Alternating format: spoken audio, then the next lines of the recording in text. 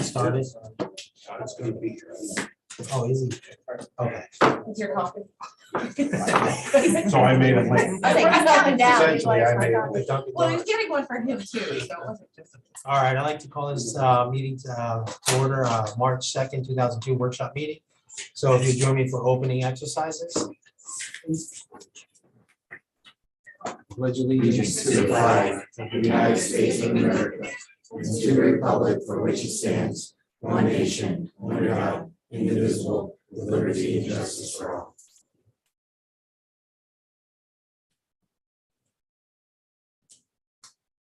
Thank you.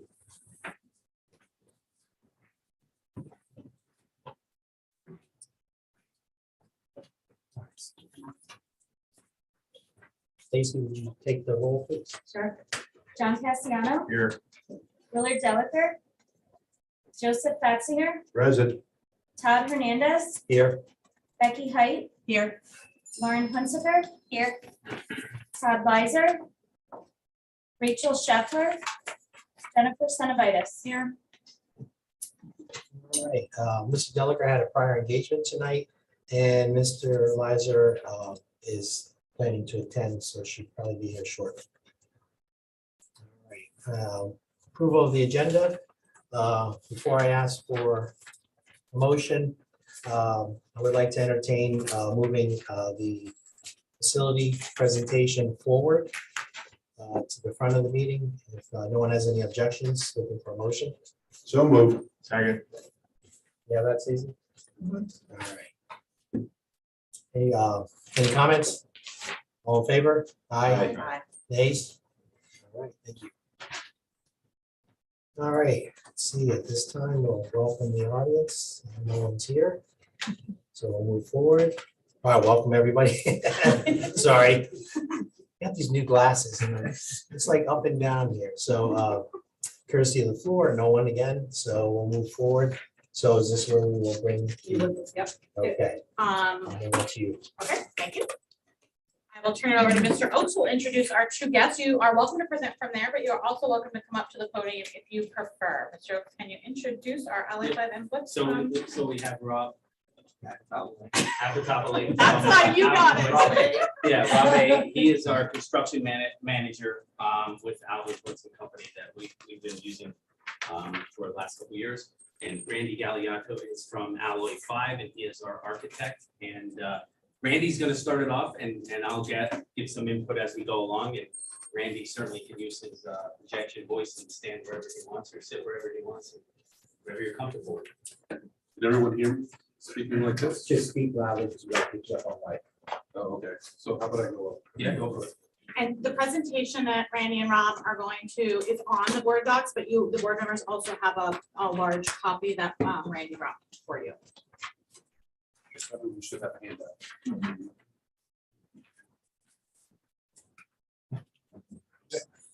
Can everyone hear me? Good to go? So I thought I would start off just with a quick introduction to what our services have been over the past 3 or 4 years for the school district. When we talk about a master facilities plan, we're really talking about a document that exists so that you understand fully and completely the condition of your existing buildings today.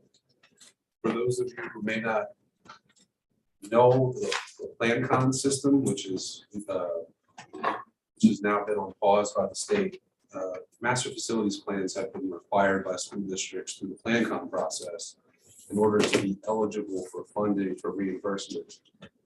So that's not true today, but it's really where this process has started. So we've been working with the district for 3 or 4 years now.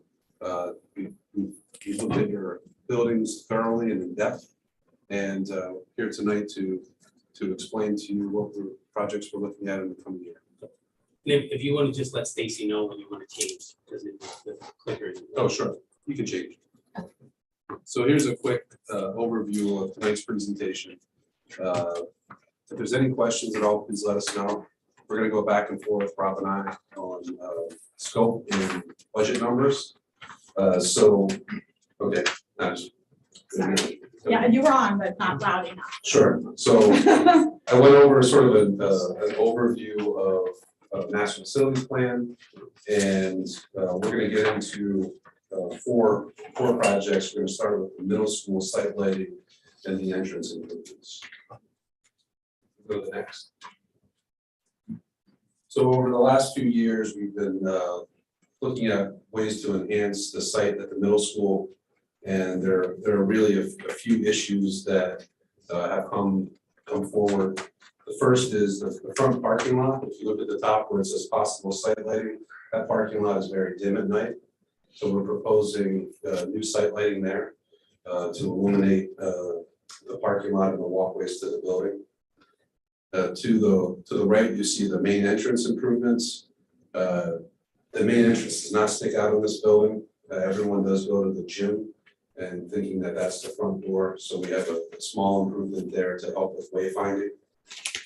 And to the side of the auditorium entrance, we'll show you some photos in a minute, but we're looking at doing some improvements there to bring it up to code and to make it just make it a little more nicer aesthetically. And then bus yard improvements, which will mostly be from Rob. Go to the next slide. That blue shaded area is really the area we're talking about as far as illumination improvements and improving the illumination of the parking lot, the drive aisle, and the way to the building. Those will be accomplished. It's not designed yet, but it'll be accomplished with some pole lighting like you see in a typical parking lot. We call them shoe boxes. They look like shoe boxes on a pole. Something very simple like that. And then bollard lighting going up to the front entrance. Go to the next slide. That's what exists today. If you've seen these presentations over the last few years, you probably have seen a few renditions of plans for this. Some were quite lofty. They've really been sort of dwindled down to the next slide. Making a more simple improvement with just the main entrance sign at the front door and the sign inside of the landscaping area. Bollards to the right to light the way at night, and to identify it as a walkway to the main entrance. Very, very simple. And with that, got us thinking about the high school and the fact that the high school is not pronounced on the building. It's beautifully illuminated at night. If you saw tonight, it definitely looks like a school, but it's not. You can't read the school, you can't read high school. So our thought was to, if you go to the next slide, is that high school letter and leave it at that. Yeah, and I'll just add, Randy presented this in this fashion just as, for this presentation. We're not certain if that high school ends up there. We also have Northwestern Lehigh, which is written down by the library. We also have the potential of over the canopy at the main entrance, whichever version we think is the best fit and most costly, probably what we go with. For presentation purposes, it's just represented here. Doesn't mean that it ends up there. You meant least costly. What's that? You said most costly. Least costly. Most efficient. That's it. Yeah. So I think this is where we are today. We'll probably look at a few more options. I do think driving up at night, even the school letters are not illuminated, and I think they probably should be. So we'll look at taking care of that as well. Go to the next slide. So this is really a snapshot out of the master facilities plan, and Rob's going to talk numbers, but I'm just going to quickly explain this to you. If you've been here before, you've seen this diagram before. There's a reference to the left, which references what type of item it is, as far as a site item, architectural item, mechanical or electrical. The item is identified in the center with a brief description. There's a priority put to it, and when we looked at evaluating all of your buildings, we prioritize projects, and the higher the number, the greater the priority. And it was a grading system that we all came up with together. There's a probable cost, which Rob will talk about. And then to the right is a timeline, which is a timeline of when it should be corrected within, and the kind of the the clock on it. So I'll pass to Rob to talk numbers. Before Rob jumps in, I just want to remind the board that this is set up in the same fashion that I presented last month with 3 individual projects. Site lighting being one of them, middle school auditorium, and then the bus yard improvements, and that's the cost that Rob will talk about. Thanks, Randy. Thanks, Art. So summarized here in this table is everything that Randy had presented. So, and just a little just footnote, when I do my estimates, okay, these estimates are done in conjunction with the design team, with Randy, with the electrical consultant, based on my historical data, as well as talking to local contractors, so that these numbers aren't just me in a vacuum. These are taking the pulse of the industry and the Lehigh Valley market. So trying to give you the most realistic budget for these items. So with everything Randy showed you for the middle school site lighting and the main entrance improvements, we have a grand total of about $290,000.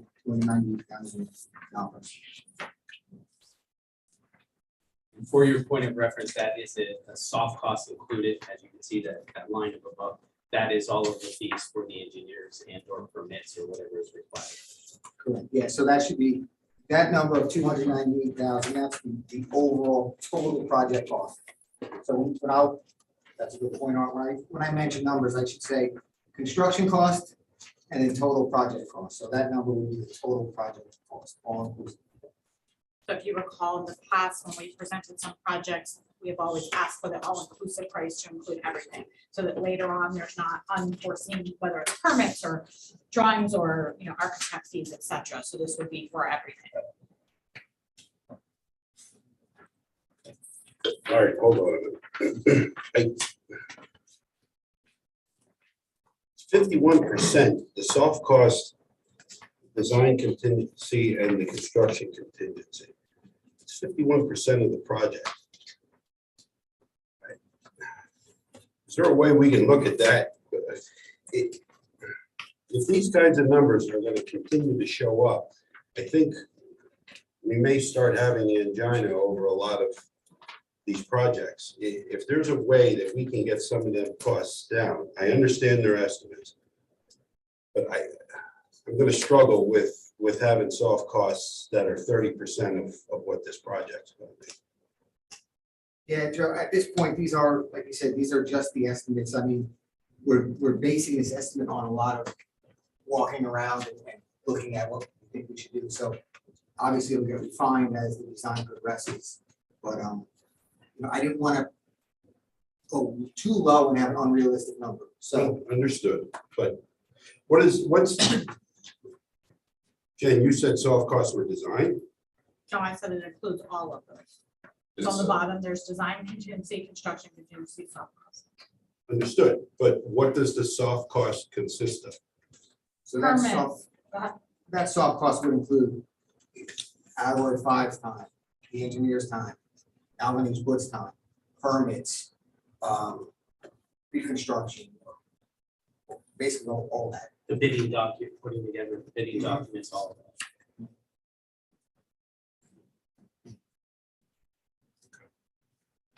Thank you. Real quickly, the rendition you're showing here at the middle school for the sign that you're going to put in, we call it a flower box. Does that include the repairs that of the stone there that I know It's are- been. That stone is repaired. that is? We repaired It it. is, yes, sir. 'Cause it doesn't look. That's a picture before the. Okay, cool. Thank you. Thank you. We'll Photoshop that. We did repair it, John.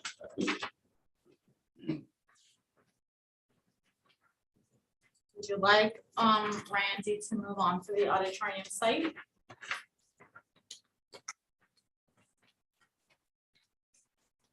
But a separate, kind of a separate issue, but one thing I was looking at, those trees are starting to get a little bit out of control. Are you considering taking some of them out, all of them out? I would like to, but most of them mean something to someone. They were planted for a purpose, One more. and it gets complicated. Yeah. We had that we had that concern at the high school Yeah. where we had to relocate. So we may have to replant a new one. Replant a new tree to open it up. I mean, if we know who planted them, maybe we can. Or relocate what's there, they're big. Yeah, I don't think you can relocate. I don't think you can relocate it. We actually re-found the plaques and rededicated the new tree, essentially, like it's a memorial tree. That happened in the front of the high school as well.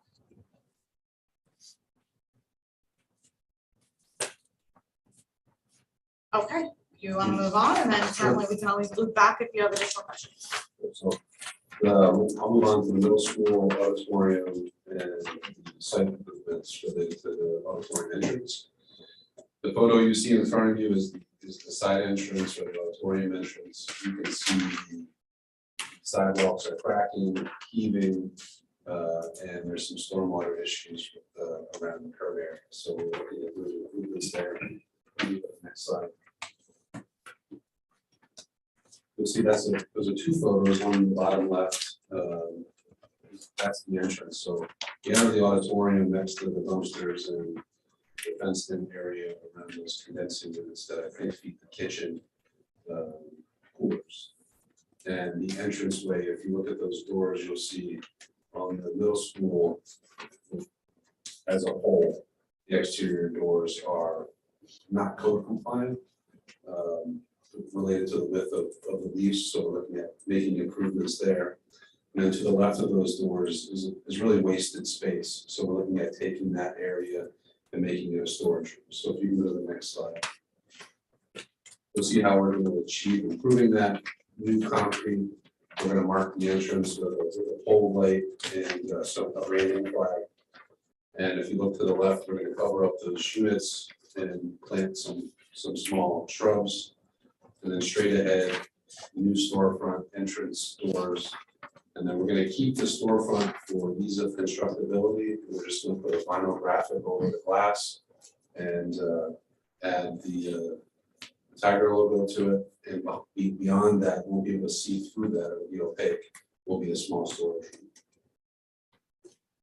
Go to the next slide. You can see a plan of that. So if you look at the top left, you'll see storage room. That's the dark box. That'll be the new storage room, taking advantage of that wasted space. And then we are looking at doing a number of improvements within the auditorium. Currently, the stage is not handicap accessible. So we're looking at making that improvement with a flat handicap walkway to get from the sloped area to the stage. And I'll just run down through the list. I mentioned the new vestibule with storage. The doors will be replaced. All new stage lighting and curtains. A new sound system. New wall covering and acoustic panels. That ADA ramp that I mentioned and stairs to get up without using the ramp. All new seating, cloth seating for acoustics. New carpet and paint, a new projector and screen, and then all new LED.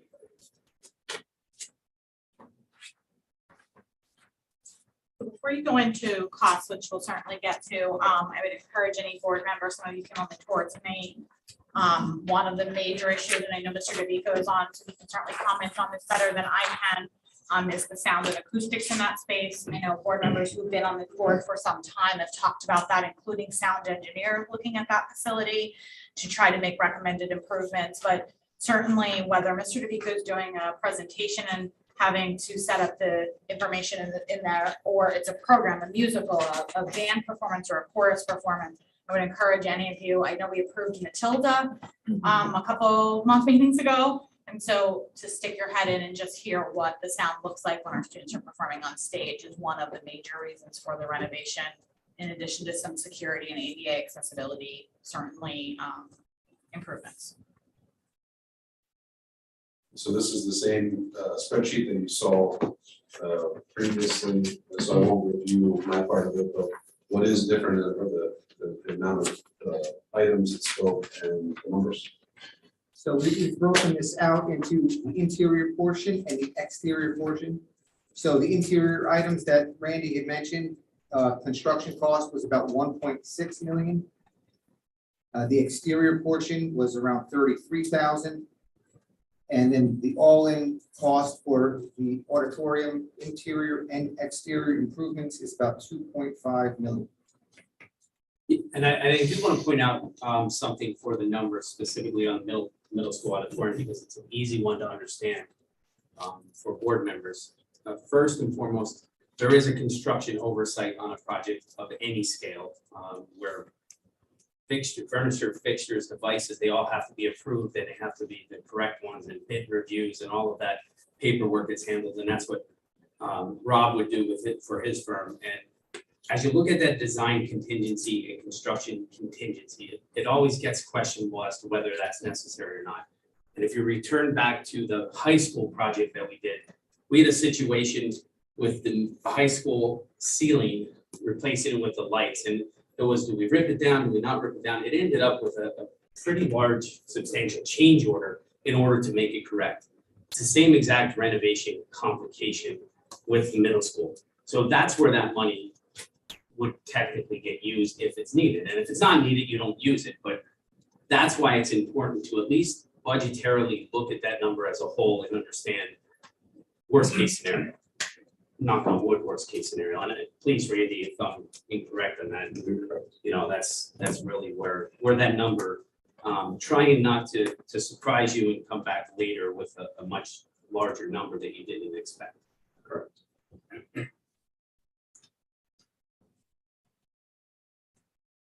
Any questions on that auditorium? It's really a complete facelift for that auditorium, which is, you know, from the original design. Mr. D'Amico, I know you are on, you are welcome to add if you do have anything to add, but don't feel obligated if you don't. No, I have nothing to add other than, you know, if you do have an opportunity to come out, we have a couple assemblies coming up in April, May with the band chorus assembly during the day. And also we do an assembly for the drama during the day, but then we also have the evening performances.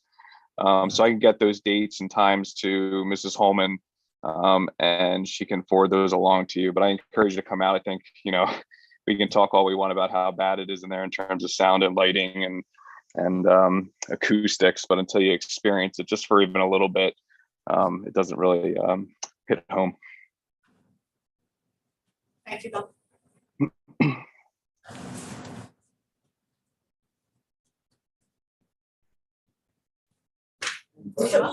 Do these projects get approved like as a whole, like as a chunk, or because they have different priorities, you can pull different things out, or does that make sense? It does. So, I mean, that's not as easy of an answer as it might be of a question. So when Randy referenced earlier, a renovation, this is a pullout of that project. So Randy will remember better than I, the middle school project that we presented was a facelift of the front of the building, making a secure entrance in the office, moving the guidance office to the front, renovating the art room, making a police office, as well as the auditorium entrance and the lighting. And a library LGI. And making an LGI room renovation of the library, that's correct. And so this was a pullout of, I think, what was originally proposed. But yes, the answer is yes. I would tell you that Randy and Rob would probably tell you, which, you know, as Joe talks about the calculations, the smaller the project gets, the higher the percentage of some of those fees get. Understandable. And so just like we talked about on the tour when we did it earlier, you know, you have people on site, you pay for mobilization, you pay for products to arrive, you wait the wait time for them to get here more now than ever. And so some of that is non-negotiable regardless of the size of the project, the permits, the size of the project. And so you pare it down, you then pay now, and when you decide to do something later, you pay then too. And so it's a scale of a project you have to consider. Yeah, But and some of these items that are listed here, you have to put together as a whole as well, because Right, I understand. If This has to happen for this. to yeah, happen. if you're gonna put a ramp in, you have to tear out seats, so you have to replace seats. If you're gonna try to fix the acoustic, we need the acoustic seats to help with that. So there's some things that can't happen without the others, like the doors. Sure, I guess you could pull the doors out, but some of the other stuff, you have, if you're doing one, you have to Correct, sort yeah, of do it all. I Yeah. understand. I'm sorry, you talked about the AV accessibility, like you can't do too much. Yeah. I mean, I think the example you use is a good one, Art, of the seating, right? I know we talked about this previously, was it's a big expense there, 300,000. Yeah. Plus the labor and whatnot to remove them all, replace them all, et cetera. But what you're saying is that's tied to acoustics because it's completely changing from Correct. hard plastic to Correct. upholstered. They're using the fabric of the seating for that Part of reason. That's correct. All right, I actually have a question for those seats, and maybe I'm being silly, but is there a way to repurpose anything that's existing? So like, I know, yes, we want to get rid of those, but is there any way where we could like add padding or add anything to those seats now? So that's something that we don't need to really do. I don't personally know if that's ever happened with you guys. I haven't done that in years. And I was just using that as an Yeah. example, but is there anything in these projects that we can kind of repurpose, reuse, at all? That's something I think I would like to Yeah. challenge I people to think, look I think I at. would have to push it back to the acoustic engineer to say, we're putting hard seats in, leaving hard seats, right, Randy? How would you design it with hard seats, I guess, right?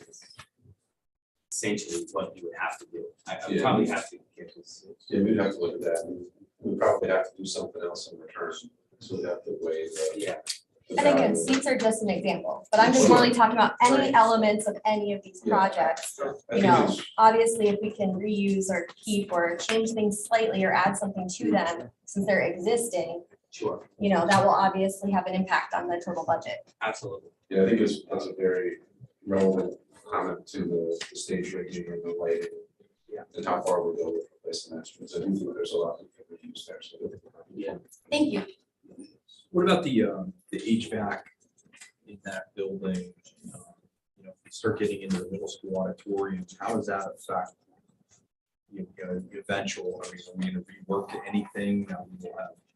Depending, so if we went forward and put Randy on task to start to design it, we would then have to work with the floor to see what his final design is for the ceiling and their final design for the HVAC system, because until we give them a final design, they can't tell us what they need to do to make it, current. And at that point, we would coordinate those two resources. What are you asking about the remainder of the building? Yeah, I guess I'm asking about if we're looking at a middle school auditorium improvement here, and we've got this, call it 5.5, 6 million, probably 7 million by the time we actually do it, HVAC project. Yeah. Will we be setting this up to accept the new system, or will we have to rework and or destroy some of what we've put in? We would design it accordingly to not have to destroy something. It would either have to get replaced at that time under a different budgetary Yeah. line item, somebody asked about that $100,000, maybe in that category. But it would not be set up to destroy anything later. It would be, we did this with the high school where we set the high school up as it went forward, it was ready, and we would do the same thing here. But that's the other thing I failed to mention with the middle school project. That HVAC project was a piece of that big project, but the HVAC alone cut $6 or $7 million with, remember, McClure came in and presented the proposal for, I'm gonna call them the refrigerator boxes in the corner, as opposed to the univents in every room. But it was like a $7 million price tag just to redo the original HVAC. And the reason this project works is because this can be independent of that. Mhm. It's a big enough space, it's its own air handlers up in that attic space, so it can be done independently of the rest of the time. It's also small enough of a project, if you wish to do it, you can do it without borrowing. What's the high school seat capacity? Do you happen to know that? It's Oh. four something, I'd have to look it up. Yeah, high 4s, low 5s. Okay. So this should be 740. Yeah. So the middle school auditorium is our largest. It's seating like 808 or something now. Is it on there? Yeah, it says 800. There you go. And we would be just under that. And we would lose some seats for the ramp that you Yeah. see on there. Randy probably has it on there. 740. There you go. I knew it was on there somewhere.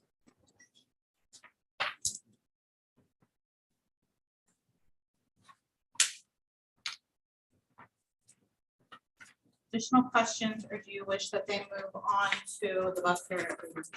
And again, these are 3 independent projects. Essentially, you could, as I said before, our overview was the last meeting. This will be your review with, Randy and Rob to go over, and then we will present an additional option. Your decision point will essentially be next month, whether or not you choose to move forward with the project when you contract or don't with Alloy 5 and what's to do the design.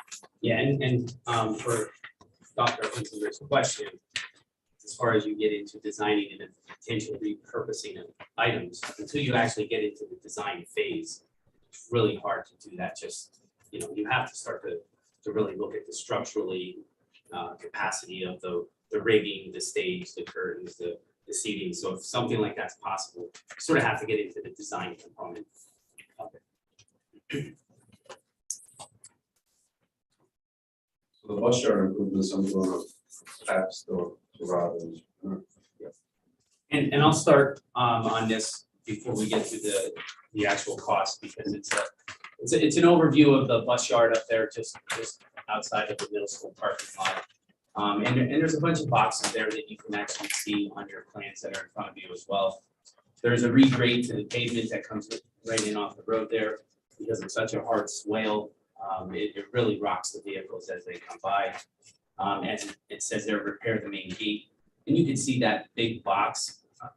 Essentially what's happened over the years is because the buses come to a stop for the gate to open, slow down, is sort of sinking. And so it's a giant puddle ice dam in the wintertime. So it just needs to be dug out and set up correctly to absorb the traffic. As you go out through the bus yard, there's going to be some site lighting that will be on some sensors. As you go by, the buses would pull in at, whether it's at nighttime or in the morning, you pull in, they would time off in 20 minutes, 30 minutes, just enough time to get you safely in there, get egress. As you look at all of those parking spots along the outer edge of the fence, they do not have lighting, so it's relatively dark back there. The box out to the left side there in the center is the existing fuel tank. That's for diesel. We would propose to put in a fuel tank for gasoline as well. Currently, we've been processing about 50 to 52 receipts of gasoline purchased per week. So that's 52 of our vehicles pulling into a gas station, where management purposes and containment and keeping everything controlled could happen right there, where it could actually be connected to the maintenance software for the mechanics and directly input the vehicle's odometer, status, fuel mileage, that thing right to the computer, not manually input it. Controls it, allows budgetarily for Ryan to bid it when we bid with diesel. We can also bid for gasoline. So economy of scale, it's not I'm not trying to save money. We don't pay taxes at the fuel pump when we use the fleet card. I don't want to tell you that it's going to pay back in a certain amount of time. It's a lot of managerial processing that, for 52 gas slips, 52 vehicles pulling into gas stations per week, it's a little bit of a management control of that.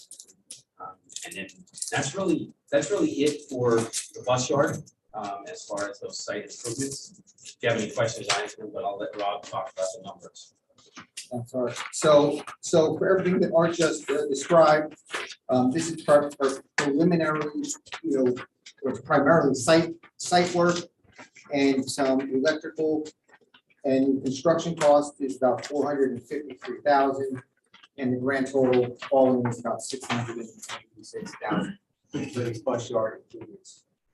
And there's one thing I guess I should have said earlier, since this is really my first board meeting here, I wanted to explain a little bit about how, we and how Sports works with the district and with the design team and Alloy 5. Because a lot of the stuff that you don't see is all behind the scenes. So, Randy will work on the design. My team and myself will interact with Randy. We'll do some constructability reviews. We'll make changes to the design or to the constructability, not really, impact the overall intent of the drawings. And then what we'll do is we'll create bid packages, and in other words, we just don't take these drawings and push them out on the street and say, give us a price. We specifically carve out bid packages based on the overall scope on how we think it makes sense, to what trades should bid each of these packages. So we're trying to get obviously the best buy, the best bang for our buck. And then also in our soft costs includes, our time to oversee the construction. whether it's part-time, full-time, you know, that time is included there too. Again, we're gonna oversee the process to make Art's life easier. So, yeah, any questions, please? Let us know.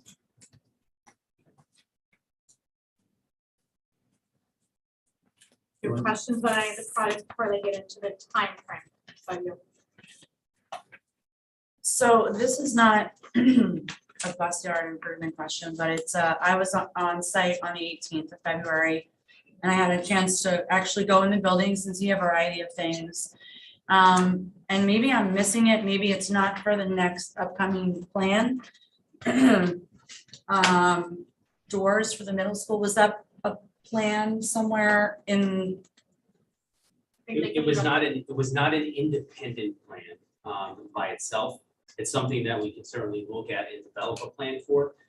They were sort of taken off by other improvements that were presented. As we fixed the auditorium, we fixed that door. As we fixed the main entrance, we're gonna fix that door. As we went down below, it wasn't independent, okay, let's replace all the doors. If that's something you would like us to look into, we certainly can. So when I was on the one floor, there appeared to be a water, I guess where I'm asking is when there was the mold issue, there was a collection of water, correct me if I'm wrong, it's spilled into the air conditioning unit? That's correct. Ish, I'm not, this is not my language, so if I get it wrong. It was on totally ground level, correct. yeah. It was on the Just ground getting level, drawn. Yeah, okay. Yep. So I just wanted to, in combination with that, because if you're gonna foreshadow planning and air conditioning and all that other stuff, that's great, it's a lot of money to Yeah. do that. But if there's other issues that need to be rectified in order for that large project, I was just curious where we were with that. So if the board, so when Mrs. Height says things like, can you piece it, if there was a directive the board wanted to include in one or more of these projects, replacement of all the doors at the middle school, for example, the team that you have here could come back and give you a number and give you an estimate of what that might be. When we were proposing a larger middle school renovation, the majority of the doors would have been replaced with each of those areas, is what Mr. Oaks was mentioning. So like the bottom entrance, when we did so in the last presentation, there are lots of columns at that bottom entrance that were proposed to be repaired. At the same area, you mentioned the water. So what Mrs. Cenobitis is mentioning is, we had the mold issue a few years ago, obviously affected heavily that downstairs floor. I know you weren't here when we did the HVAC presentation, but part of the focus of the HVAC presentation with McClure was one, to fix the heating and air conditioning, because that is a two-pipe system that can't do and doesn't do dehumidification anyway. And so I agree with you, you have to set projects up for others. But if you would like to, if this board would like a number or an idea of numbers for the doors, we can certainly do that.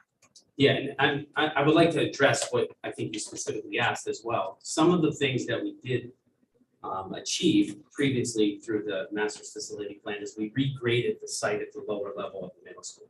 So previously what was happening is that the water was being contained in that grass, and the way that HVAC system is designed is right on ground level, and it was wicking in the moisture from the ground.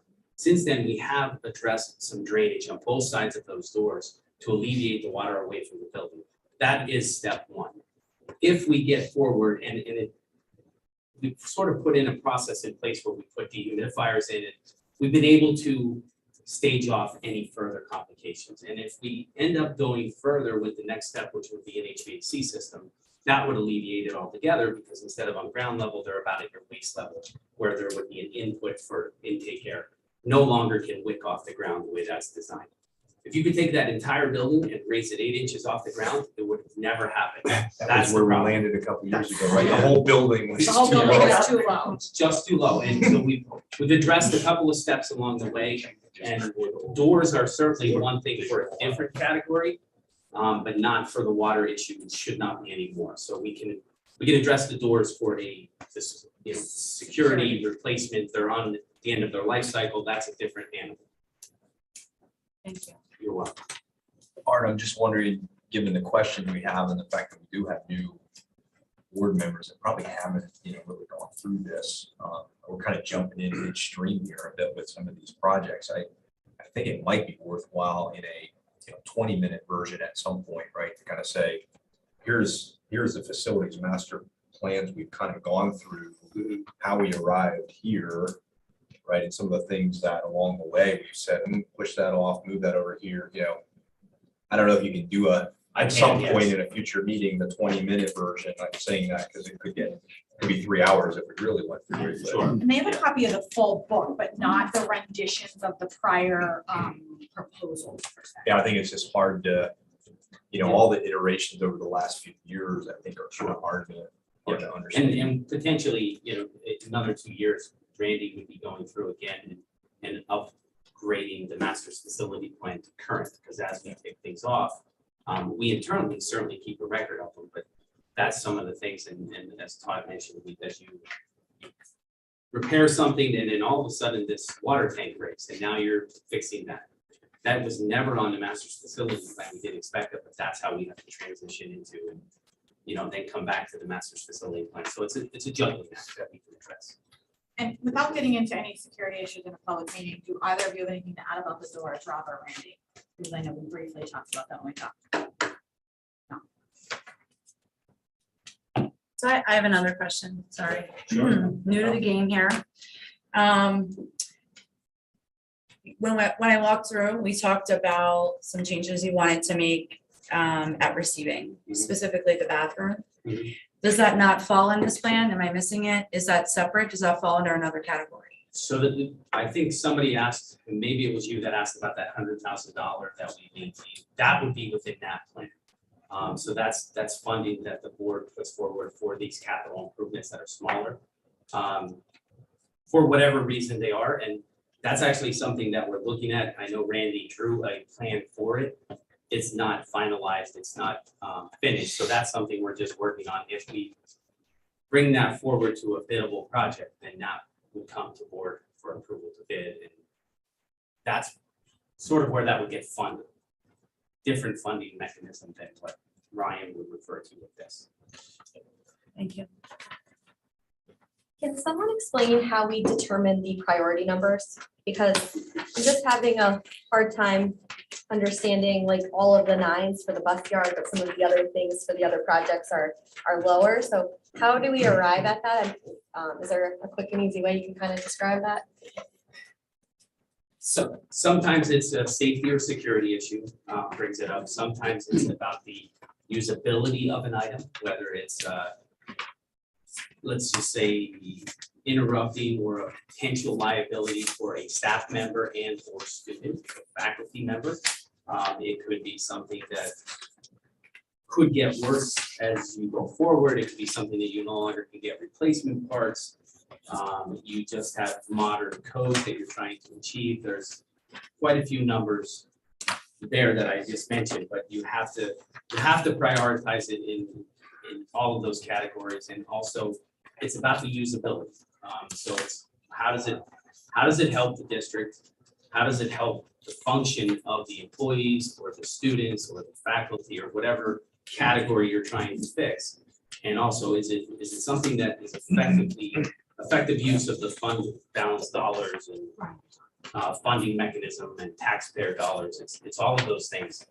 And oftentimes it's myself and Ms. Holman that will talk about it. And sometimes it's just me, sometimes it's with Randy or it's with Rob and try to put a number to it. It's not arbitrary on some scale, but it is for it. One scale is an arbitrary number that the district needs to input.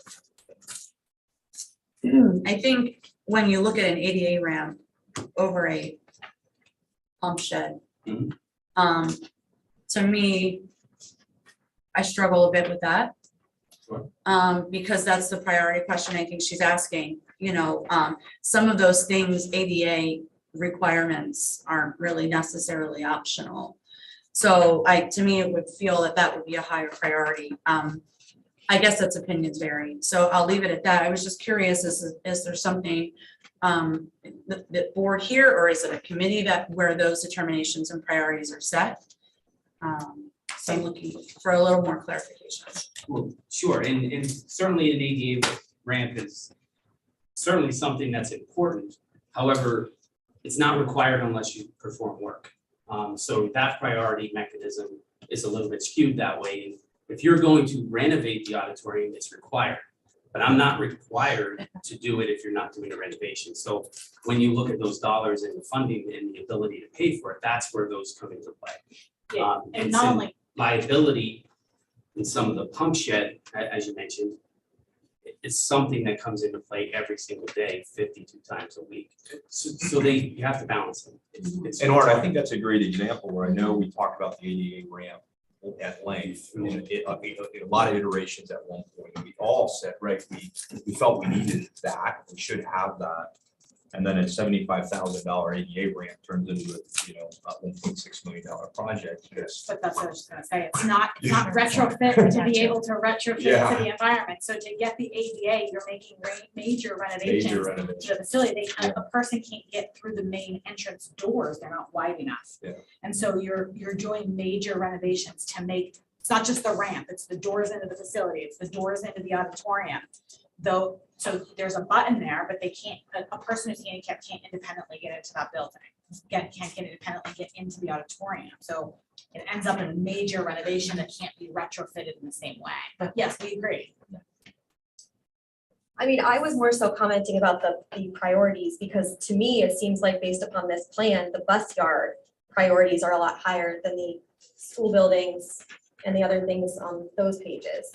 So for me, I feel like the things inside of our buildings or externally to our buildings for our children, to me, in my mind, those should be the focus. And then if there's safety things or like things that need to get fixed, pavement or something like that, that makes sense to me. But some of these costs, I just feel like we have things that we need to do within our buildings. And that's where I'm struggling with, how are all these nines and how are some of the other things within those projects ranking lower when our children have to use those facilities every day. Sure. And I understand that, yes, you have 52 fuel receipts per week, but how long of a time does that really take to input? So it's like, how much time is that taking? And also with the fuel tank, what is the maintenance cost per year? Are there any environmental impacts? Are there insurance impacts?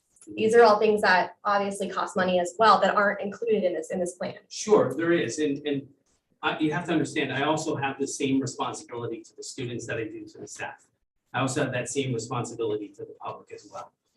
So all three categories are important in making sure that there's no liability, the safety and the usability of them are accounted for.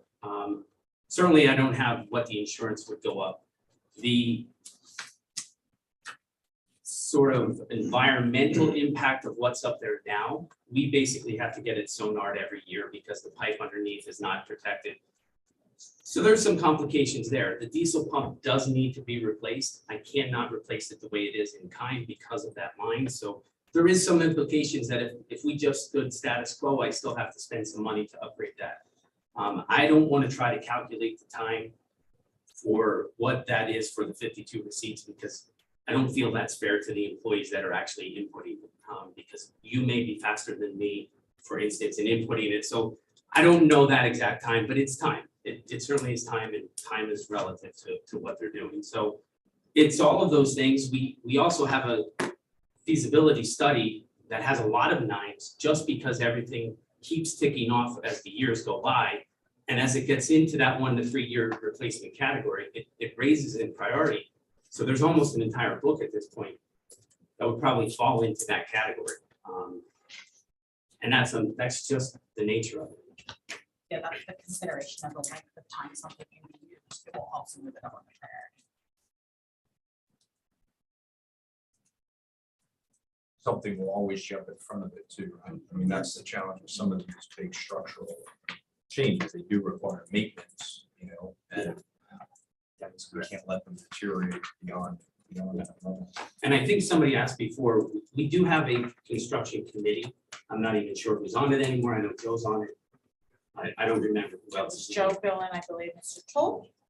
Yeah, I don't know, but so the construction committee came into play when we were doing large projects like the high school renovation, that was 10+ million. It was brought to that construction committee on that grand scale, and then the construction committee, once it would get out of there, then we would bring it to the whole board. Smaller projects like this, we typically have not. But I would also say that that's when Rob was talking earlier, I think he was kind of short in terms of what it is that Buds will provide to us, but part of their oversight and review of the plans is to look for exactly what Dr. Hunsicker was mentioning.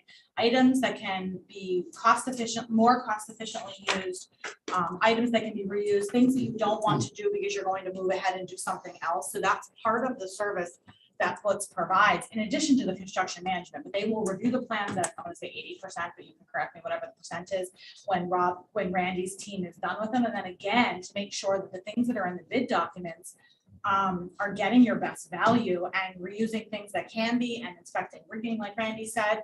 And that's part of that team approach. And that was part of what the construction committee reviewed at the time. And we brought a seat in for the auditorium. We brought, I don't know how many seats in, and looked at the seats and looked at the colors, and looked at the patterns. And all that construction committee, when we ran into the issue in the high school auditorium ceiling, went over to look at the ceiling and different light options and what will this look like, and how much is this going to cost.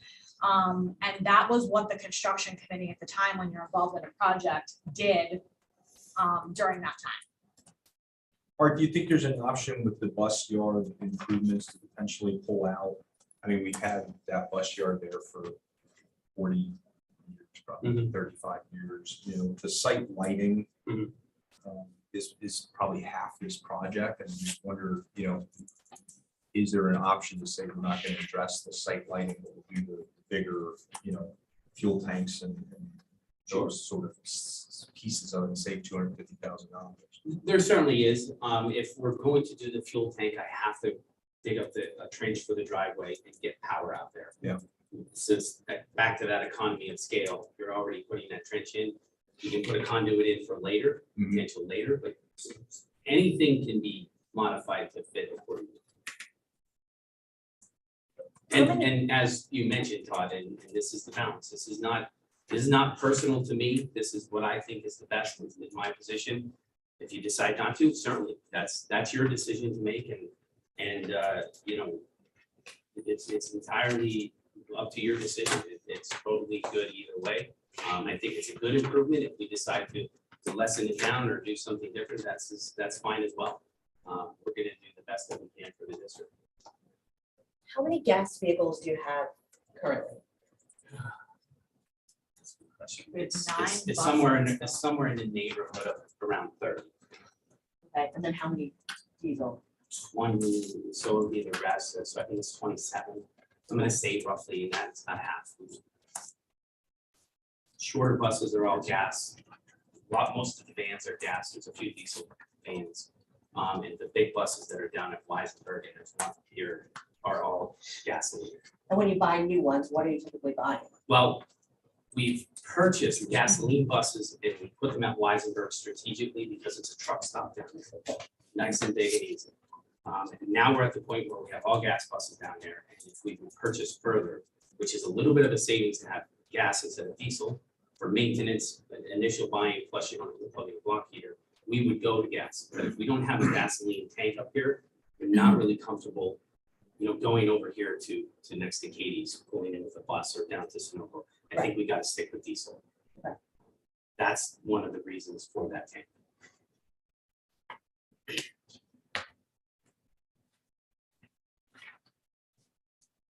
And Todd, it's 540 seats in the high school auditorium. I thought you were going to mention the electric buses that are coming. Soon, I hope. There with Soon, the I hope. natural gas. Lots of solar panels to charge. You'd like them to go into the timing, because the projects do have timing constraints, so although it seems like it's far away, there are in school district projects, you will see much lead time, both in bidding requirements as well now more than ever, and both the gentlemen will talk about this in terms of lead time and supplies is different than it ever has been. And so you'll see these projects, you're making decisions now, but they're not anticipated to be happening anywhere close to now. But they do need to order supplies and order secure bids. So turn it over to you with the timing. Sure, so the timeline for the middle school site lighting and entrance improvement, you can see the phases of the process on this slide. And it really takes it from schematic design or under contract approval through schematic design out to bid, and we would anticipate getting approval in April, and that project could take through process this to September 2023. could get done sooner likely, but for now, that's, just what we're looking at. And then with the next slide, the middle school auditorium improvements, which is a larger project. We would look for approval this April, and that project will go to November 2023. And I'll pause here because it's important to understand with the auditorium, this project, we could start in multiple different times as far as construction goes, depending on working around the performances. But right now, we will be looking at a design phase of May through October of 2022. Then out to bid in November, receiving bids in December, then approving the project at the end of middle of December before the holidays. And with supply chain, things going on in the world, we would take a look at that and hope that we can complete the project by November 2023. And I'll let Rob talk about timing for bus shuttle. Yeah, with all these jobs, the more advanced notice we could give to the bidding community and to the contractors and to the suppliers, obviously the better.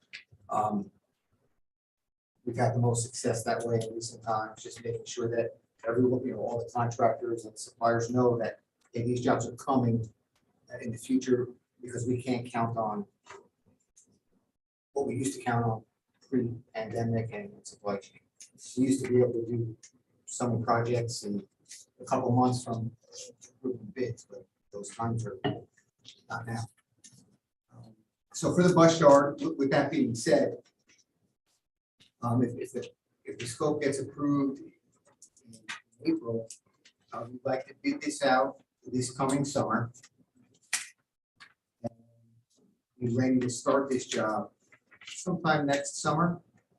If things fall into place, because there could be an opportunity to do it sooner than the summer, we would do that. But for right now, we would say bid it out this summer for a construction project next summer. All three of these projects are unique to schools in a lot of ways because they can be performed while kids are in the building. A lot of times we try not to mix students in construction. However, talking with Mr. DeVico and Mr. Zimmerman for the auditorium, we could start for instance, the auditorium right after spring musical is over, and then they would go into construction and they would need to be out of there until the fall. If we're ready for the fall plays. Site lighting, we would work around faculty and staff busing and students. It's just easier to try to fit it into the summer. It's probably going to cost us more money. And it's the same with the bus yard. Working up there, we could work around the busing and entrances. So it's pretty unique, and it gives you the opportunity to maybe save some dollars. How much you wouldn't know unless you did it both ways. So your time points for board, particularly new board members, the commitment that you would make on April for one or all of these projects would be to design, allow the design professionals to design. You would be approving them to design. That's not your approval of the project. You don't approve the project until after the bids come back. But there is a cost There implicated with is, that. whatever their proposals would be. So out of this meeting, if you tell us you want to proceed with all three, you want to proceed with one or two, they will bring back contracts about how much those design fees would cost. That's what would be on your approval for April 20th, to contract with them for one, two, or all three projects. Then your next approval would be after the bids came back. So bids would go onto the street. Your next approval and all of these things where it said approved project, you will have real prices in hand at that point, and you can make a decision. No, this came in twice as expensive as we thought it was going to, or it came in half as expensive as we thought it was going to. And that's where you would make the decision to proceed with the project, and you would have real prices and bids in hand. So your first approval is the contract. There is costs associated with that. That are spent regardless of whether you continue with the project. And that is part of the soft cost or the design costs here? It is. Okay. That was what Mr. Oaksville mentioned. It's only able to come out of capital if it's included in a project. So if we decided not to proceed with the project, that money for their design costs would just come out of our general budget, but it is included in their soft costs. If you proceed with the And project. for bidding purposes, because of DEP involved in whatever regulatory agencies we have to address, as a school district, we typically will get that approval first so that the bidders know that it's set and we're not relying on them. And we've gone to the township and, you know, if there's any impervious coverage or any of those issues, we go to the township, get the approval, then when we go out to bid, we know that it's okay to do it. And the contractor's not left with one thing. So that's where some of those soft costs also get absorbed. So last page, I don't want to skip from the last page. Last page is the project totals, and I think Brian can explain a little bit, Mr. Fish can explain a little bit about where the funding was proposed to come from, and we decided to move forward. Yeah, if you recall, last month, we went over the master's facility plan and the financing plan. And the funding for this project, there'd be no borrowing needed. It would be a combination of your capital reserve minus what you have allocated for roof management, minus what you have allocated for turf replacement, and the available general fund balance for capital projects. So that will cover the cost of this project. You could certainly borrow, but you could also. Does that make sense? We have money allocated for those items. And so you have to, at some point, this is the question kind of Mr. Lizer was asking. In what order do you prioritize things to pick them off the list? Because as things continue and we decide we're not moving forward with projects, they will get more expensive. As you saw, if you go back and compare some of these costs to the previous presentations, you will see the increase in cost than if you had done it then versus do it now. It will always obviously be more expensive. This is not things like technology that gets cheaper. It's always going to be more expensive. And so you have to figure out in priority order which ones you wish to tackle first. And then we can come up with the planning for how to orchestrate that timeline wise and how to orchestrate that funding wise. Yes, we wouldn't be comfortable. I don't believe, and I will ask Mr. Kish to weigh in, but I don't believe either one of us would be comfortable with more than that. So your next project, whether it's, and again, we talked about this when we talked about the heating, you're not going to take $8 million for your heating project out of fund balance. Right. That was a project you would have to borrow for. That project is still existent. It hasn't been fixed. It's still there. It is still a problem. We have mediated, as Mr. Oak said, we did some drainage. Every room almost, I mean, Mr. Rico could probably weigh in on this, has a portable dehumidifier in it. I mean, that's not the best case scenario, but it is not creating any mold issues. So we have it in containment. It's contained until it's not, meaning the heating system until it doesn't work. I mean, it's the original heating system. It's a 2-pipe system and Art can continue to repair it, but it has a lifespan. The reason I asked the question is because I don't know if I'm prepared to take 3.5 out of it based on what our projections show moving forward. So I think it's something we'll have to consider. Would the board like us to bring Scott for a borrowing option? Or you want to consider something less in that it doesn't require a borrowing from the 3? I mean, I'd like to hear it. You'd like to hear a borrowing? Yeah, just because the interest rates are, we know they're gonna go up, and if we can get money at a cheaper rate right now, why would we consider it? Right, Joe? That's what I'm thinking. Is there an option to go forward with these and with the process and then come back later on and say, hey, we'd like to do a borrowing for 12 million, and then all of a sudden, let's tack on the HVAC system after the fact? Like, can we, because I don't know that you would borrow, like, I mean, you can borrow anything, but I would think the economy, we'd be better off borrowing north of 10 million, because I think we've already been through this. Right. He wants us to, you know, like the savings are greater than 10 million. You know what I mean? So now we would probably start looking at other projects if we did want to do a borrowing.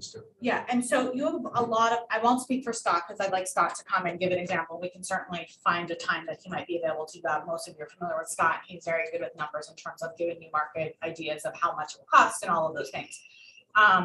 He has had the discussion with you about below or above $10 million in terms of a bank note versus a full borrowing. But you also have lead time. You do have to remember, you're not going to do a first payout on this until they are ordering materials and doing that. So you do have some time to make some decisions in terms of whether it's a borrowing or you decide to tack on. But if I recall correctly, the lead time on the McClure refrigerator units was long pre-COVID. So I would want to get some idea on what the lead time on those is now, because it was Yeah, long. and we actually don't have a true design. No, Right. that's what I was gonna say. So Yeah. it still has to be designed. So that's really, that would have to be added here as another project to saying, you know, add that fourth For the HVAC. design in here for the HVAC. That's correct. Yes. Art, so if you would use 3.5 million to do these 3 projects, is that essentially taking away from the available money to do the heating project? Should you have to do that tomorrow? Right? That is correct. Okay. Yeah, you're draining that capital reserve fund minus what you've allocated for the roof and the Yep. turf.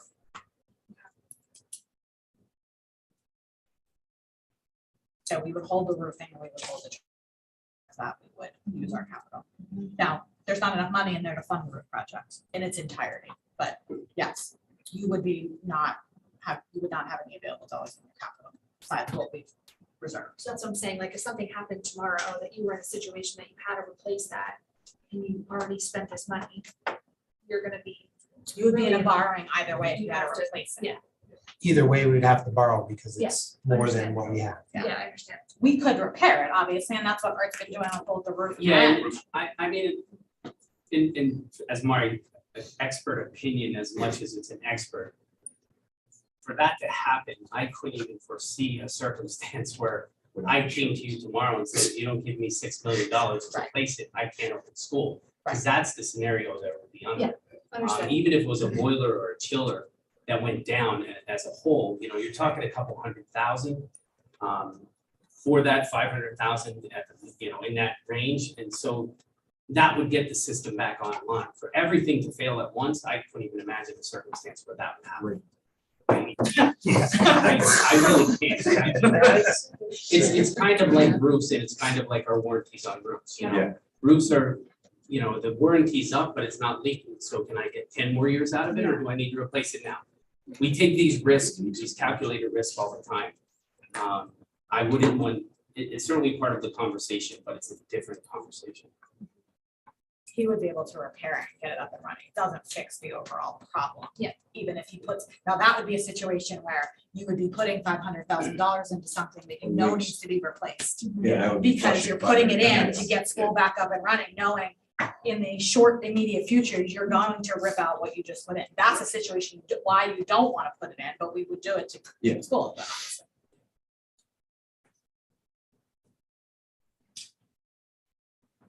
I'd still like you to look at, like, particular bus yard, how do you pull, you know, 200,000 out of that? If there's opportunities to do that, and some of these others to say, you know, must have versus nice to have, we've been living without lighting. Look, I think the lighting in the, you know, the first project, I think is a safety issue, I think we gotta fix that. Bus yard, I get it, it's probably a safety issue. I don't, you know, feels expensive to spend $200,000 on lighting parking spaces that get dark for.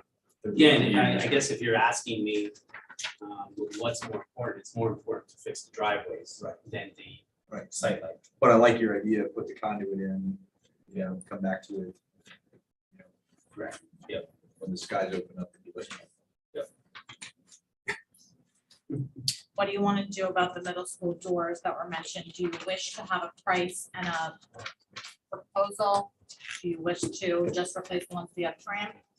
What, just so we bring you back what we need? Yeah, we'll put something together and get a preliminary. Rob and I will check that out and then we'll meet with him about that, because a lot of those are storefronts and that are not, as Randy mentioned, currently code compliant. We'll have to bring them code compliancy. Over to the next thing, right? Yeah. Any more questions? Do you wish us to bring back contracts for design? I think I heard your concern, but I think some of that will come out and we will have to take it out in the design process. Do you wish to contract with Ally 5 and Butts to design these projects? Because the next decision point will be the April board meeting to contract with them and pay them to design. Everything they've done, obviously, up until now, it will be from here on. Still use them, like say like we decided, well, we're gonna pause on one of them, we're gonna wait like whatever amount of time. Once you go through that, are you able to pull them back later? Depending, so like if we decided, look, we're not gonna do the auditorium, but you already then went through all of the design. Can we use that 3 years down the road, 5 years down the road? Randy, you can. I don't know the time frame, but yes, but there's a time I mean, limit. obviously, you may have to make slight modifications or something, like, but for the most part, the skin and bones you could use. I didn't know if you meant projects or the professionals. That's what I was gonna ask. You, projects and professionals. But then for that project, the soft cost, we would have to absorb You today. have to pay them, right? And there's a different fund. Yes. Correct. But again, one thing I just want to point out to you, as Todd just brought that up, those soft costs include start a project to finish a project. If we stop somewhere along the way, that's where we stop, with soft costs as well. They will bill you to date essentially for anything you've done, Correct. but it won't, like Rob mentioned, part of what's this cost is to monitor the project all the way through. So obviously, if you don't continue with the project, there's a chunk that you won't pay what's for doing or monitoring a project that doesn't exist. They'll just bill you up to date when you would say, okay, we don't want to proceed with this. Alloy 5 certainly does the most upfront, preparing the design. So there's not as much of back end, we have front end heavy, but the others, there is some savings that would stop at that certain. What is the will of the board to bring back for the April meeting? You want to see Scott from PFM at some point. I don't think that needs to be, Scott's availability sometimes is challenging, but we'll get it here as soon as we can. I heard your concern about the bus yard and must have versus nice to have and the doors. Would you like professional contracts in April? And if so, are there projects that you are absolutely not interested in entertaining? Because I don't want to pay to design a project if you are absolutely not interested in entertaining one or more of these. I would like to move forward only because this has been on the list for a while and we've punted this probably at least 2 times. And each time it's gone up exponentially. So further punting is only going to raise the cost to the point that we have no choice but to do it then. So I think if we can afford it today, which Ryan just mentioned, we have the funds available, we move forward with it. The bringing in Scott, I think, is a really good idea because, you know, we can at least have an option to see what's out there, what it would cost, and then see if we want to proceed further with that other component, because that's another item. That one we know had already gone up quite a bit, and that's only going to go up even more. So if funding, outside funding is available at a cost that we can afford, we should probably entertain it and then see what we can do with the facilities. So that's kind of how I'm thinking. Probably multiple scenarios. Like he'll run a scenario for 4 million, he'll run a scenario for 12. Because that's what's typically what he brings you. He brings you multiple scenarios with borrowing options and historically wrapping your debt. So he can bring you an option that includes these plus the HVAC, because I think that's what I was hearing. Yeah. Like Yeah, that's what I was thinking. I was thinking, like, I know those are rough estimate from a year ago. And obviously we can kind of just say, hey, let's just put Right. 10, 12% on top of that to see, hey, what does a rough borrowing total look like with this? Prior to bringing proposals next month, we will take a look at everything on this and see what we can minimize down for the design proposal. And then once we get into the design, if we come across something that can be shrunk down as well, we'll do that during the design component. So we'll try to shrink it down based on this list now and then see what we can do as we're designing it if we decide to move forward. So head nods if we're okay. Okay, all right, we'll proceed and then we can, we're not locked in, but we can make a decision down the road if we feel otherwise. Yeah, and something that's easier when you see the prices. I mean, we were pleasantly surprised, for those of you who remember with the high school, I think we were thinking it was gonna be 14.5 million, I Oh, think, yeah. and it came in at like 12 and a half? less than that, it Was it? ended up being, because we ended up not spending all the contingency, which you spend contingency construction funds on several projects after that to do the borrowing. So remember, when you do the borrowing, you have to spend that construction money. So there was your bipolar ionizers, we funded out of excess construction dollars in that fund. And so it ends up, the high school project itself ended up being much cheaper than we originally anticipated it would be. That's your hope, but I recognize the gentleman at the table don't ever want to come back and ask you for more money. So hence good estimates. Any other questions for Randy or Rob, since we did move them up before they leave? I would like to let them go if you have additional questions for them. Dr. Hunt? Oh, you look- I was thinking about it. Okay, thank you, gentlemen. Thank you. Thank you. Have a Thank you great very night. much. Appreciate it. Okay, that moves us to item number 2, curriculum and building issues, 2.01, calendar. Yes, that is mine. So you have, this is a historic item that we bring every single year. There are a few changes from previous years. So you board approve a calendar. One is a school calendar and one is a support staff calendar. And so the support staff calendar is obviously the year-round calendar for those that work year-round. The changes are identified, I'll say the historic changes in terms of differences that we've typically done. So you will see, we are recommending November 8th. A change from a professional development day to a school day. That had historically been the election day. In some buildings in Lehigh County, and I think there still are a few that are used as election places that they do close that day. But LCTI is open that day, as most districts in the county are open that day. And so we try to align our calendar with LCTI, so our students obviously have all the opportunities there in terms of days that they're open. So we are recommending changing that from a professional development day to a school day. On February 17th, that is Friday of President's Weekend. Most of you know it as. All Lehigh County schools are closed for students that day. There are some that are open for professional development. We are recommending changing that to the professional development day that was prior in November 8th, but no school for students. And the third change is April 6th, which is Thursday of spring break. All Lehigh County schools are closed this day, and LCTI is also closed. So we are recommending closing that day for students. Those will be 3 changes, I would say, from what our calendar has typically looked like, all in alignment with LCTI. So typically how this happens is we take our calendars, we sketch out what we've done previously for both school and support staff calendars, and we meet at LCTI and try to determine days that LCTI is open. And as you know, LCTI runs on a consortium and which schools are open in the consortium. And so that's why our recommended changes you will see. I'll certainly take any questions on the Sportstep calendar. Is identical to what it has been. You'll see a few custodian holidays that Mr. Oakes typically exchanges for days in December when our buildings are open.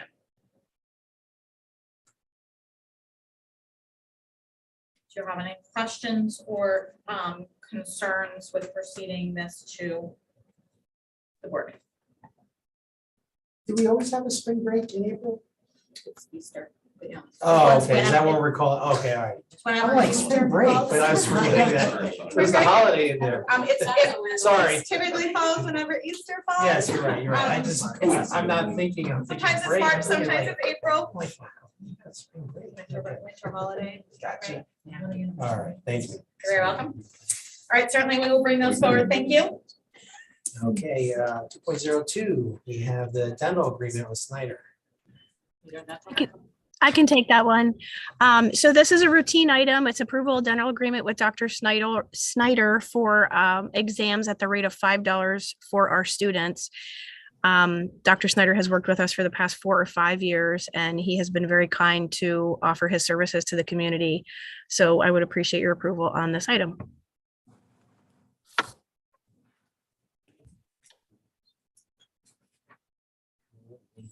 Questions? 2.03, attendance officers. Yeah, I'll grab that one. All right, thank you. Over the past 5 years, several changes have been made to compulsory attendance and truancy laws in Pennsylvania. In addition to those, the state also made a number of changes due to COVID. So recently, we've been looking forward to returning to our established attendance practices. So the administration's been reviewing our current procedures with all the changes that have been made in place to make sure that we're up to speed. One update we identified was the district needs at least one person holding the title attendance officer. This title is similar to the right to know officer, which I'm the lucky person that has that. Whereby an administrator assumes a title on paper in addition to his or her job title. Essentially, attendance officers have always been our building leaders because they're the ones who enforce compulsory attendance requirements. We reached out to the district magistrate to confirm what they needed to formalize this on their end, and they recommended the action before you be taken at the board. Once past the voting meeting, we'll send a letter to the magistrate with your board approval, and they'll maintain it on file, for any truancy matters that may come before them in terms of citations. At the next juncture, in terms of when you may see this again, would be if somebody would transition in a leadership role, like they lose a principal, may hire a new one, something along those lines. Be glad to answer any questions you may have.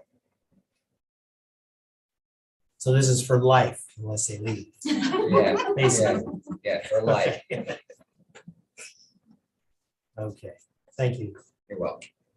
2.04 curriculum building information updates, we have none. Okay, takes us into policy, first reading. All right, so we've been pretty busy with policy. There's a bunch of stuff going on in all three categories, first, second, and in rescind. So tonight, there are 3 policies under first reading, 2 policies under second reading, and 1 policy under rescind for the board's consideration. Under first reading, we have policy 007, policy manual access. This policy was reviewed and we are recommending no changes at this time. Additionally, we have policy 008, organizational chart, which has been revised to include an updated org chart which reflects the current structure of the district. Finally, we have policy 011, which has been updated to reflect the PSBA governance and leadership principles, which you as the board approved last January at your stated meeting. Are there any questions with first reading before I move on to second? Policy manual access 007. You said no changes. Why is it here if there's no changes? You approve it?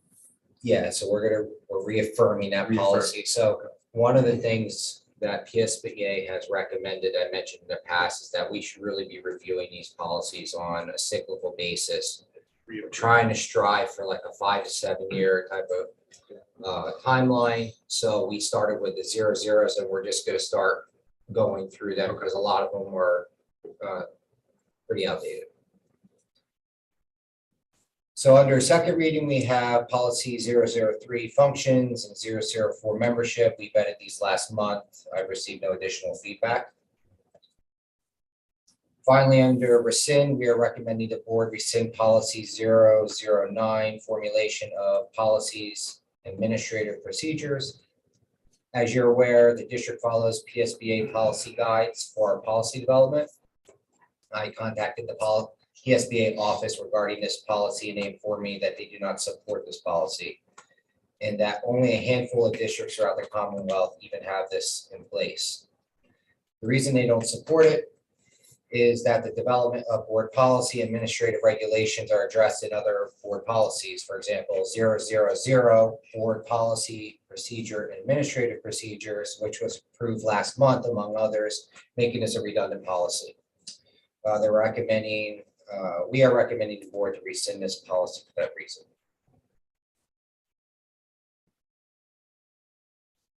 Questions, comments? Okay. And further on policy. So item 4, see, we already hit up the presentation for facilities plan. 4.02, receive permit closings. So you, I'll take the next 2. Okay. 4.02 is the receive permit closings. This is just for your information and for the purposes of the board to understand how long this process takes. The permit from the high school was opened in 2017 and it's finally getting closure for that project. The other one for the stadium was 2019 and it's finally receiving closure for that. That's just how long these processes take at time. It's for your information only and for no other reason. Yeah, unless you have any questions. Okay, 4.03 is received the 3-year ASHRAE asbestos inspection. So our high school building, because of the years, the timeline that it was built, had some asbestos in it. All the known asbestos has been removed, but we're still required to inspect it every 3 years. The other buildings were built past post use of asbestos, so we don't have to deal with them. This is strictly in the high school, and all the known is removed, and it's just a 3-year report for it. do we have to pay? Is there monies associated with We do. that? Yeah. So it's all verified, removed, but we still have to pay for them to, what are they doing? Well, they still have to walk it because officially, if you remember when we did the high school project, we found some buried in the walls. Oh, So there's okay. potential that there's still some in there somewhere.